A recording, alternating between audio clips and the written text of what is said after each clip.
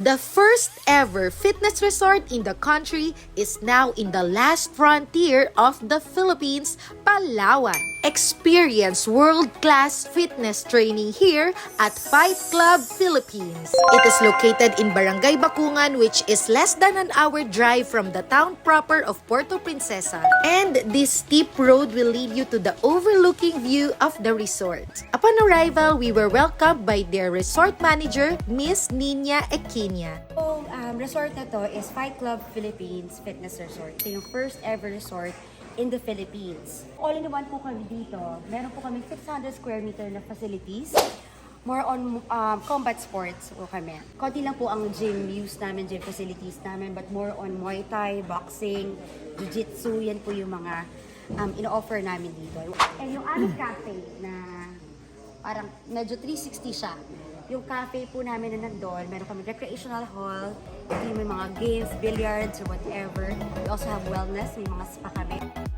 The resort is still under construction, but we were lucky enough to experience combat training in this 600 square meter training hall. Guys, pakilala ko yung mga coach namin dito sa FCT. Si Coach Rodel. Former WBA world champion and then mixed martial arts champion. Nagtuturo ako 1 year in Korea, 6 time ako sa Thailand, and then 6 time din sa Japan as a coach. Wow! I'm Kevin Kirby Matias, Penchak Silat national team, former national team, 2013. Indonesia martial arts. So national team siya, representative ng Philippines. Ako pala si Johnson Aldia, former enemy fighter, former pro boxer. Nanduturo ako sa Ilote, Peñarosa, Gold's Gym, and iba-iba pa. Depende? May ano po. Ay, hello, Naomi! Sorry!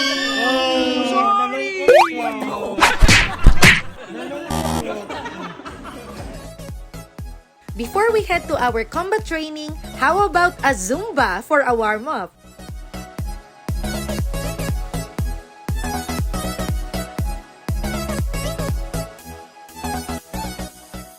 We also had the opportunity to meet one of the owners of this fitness resort, Mr. Randy Bayas. We looked at 4 different lots, maybe 5 different lots across Palawan before we picked this one. But I like this one the best because we have easy access to the beach for our customers. So we expect a lot of foreign overseas guests who bring their families, and their families can go to Nagtaman. And we wanted to be somewhere out in nature.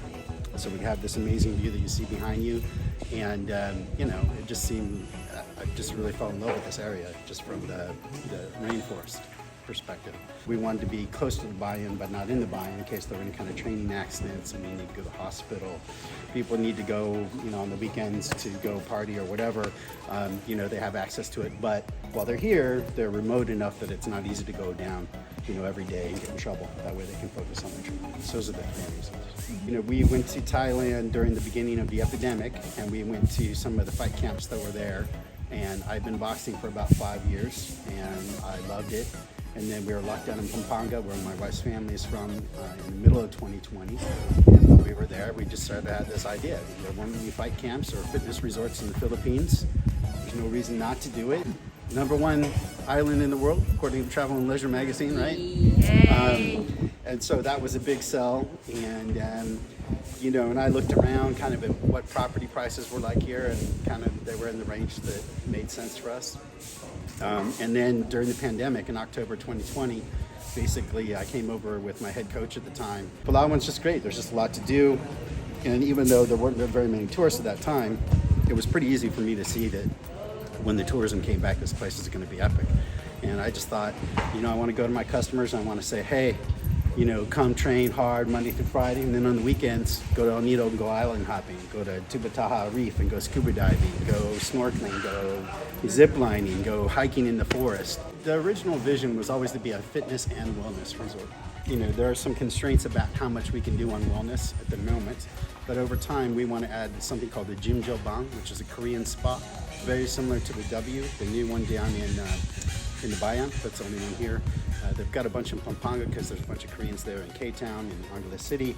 And I worked in Korea several times and lived there for most of 2010. And I've been to those spas and I think they're great. So as we get the business going, we'll be adding more and more wellness capabilities. So it's always planned to be a fitness and wellness resort, but we focus on fitness first because my passion is boxing, and this is kind of my semi-retirement plan. I love to box. It's easy for me to get up in the morning every day and go boxing and train, and I'm passionate about it, and my wife's more passionate about the wellness side. So we'll get the fitness side going, and then we'll add in the wellness over time. We would love to have you all at Fight Club Philippines. Come and join us anytime.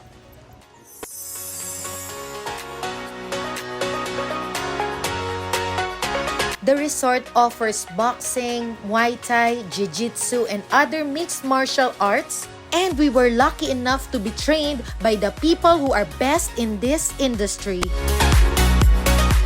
Fight Club Philippines is an all-in-one place. Aside from their fitness and training, they also have accommodation, restaurant, cafe, plus their infinity swimming pool, which is still under construction. Woo! Of course, I didn't want this opportunity wasted. I tried their Muay Thai.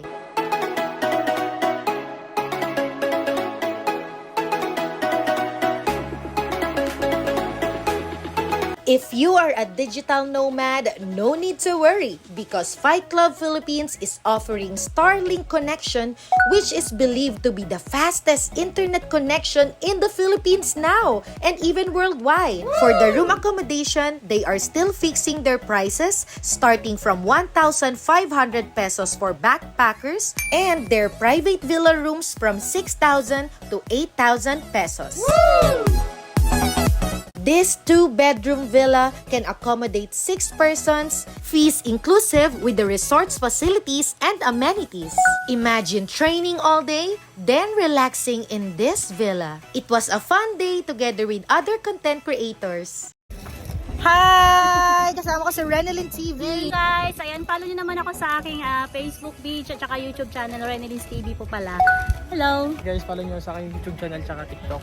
JDTV sa aking YouTube, then JDT pa rin sa aking TikTok. Woo!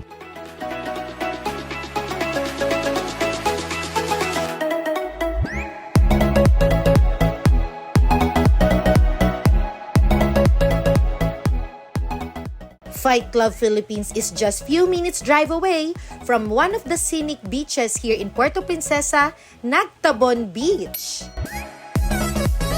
That's it mga ka-isla. See you again next time. Bye!